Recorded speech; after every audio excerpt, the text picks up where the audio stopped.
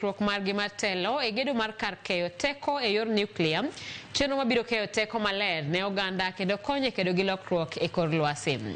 Kane oloso nyasi matwa gi jolony e kaunti ma Siaya wi keyo teko makamano, jatend migawo mar teko Pio Wandayi ne owacho ni ma en gino mabiro chwalo dongruok e kaunti no, kowacho ni teko mar nuclear en gino mosebedo lek mar piny Kenya kuom kinde malach. Ogaye mar duond bura mar ODM Raila Odinga ne opuoyo chenro makamano ka owacho ni biro gonyo nengo mar teko stima e pacho kae.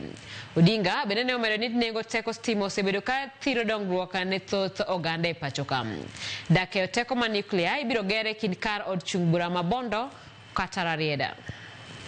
We have a buy-in, and so therefore nuclear power is here with us. Kenya remains steadfastly committed to implementing its nuclear power program while adhering to the highest possible international standards.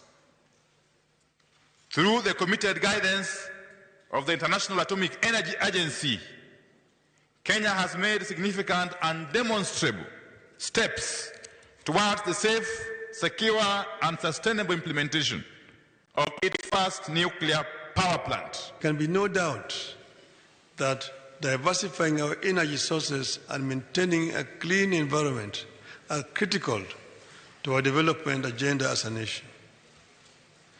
Part of the reason this country has not been able to generate and sustain well-paying jobs is the cost of energy.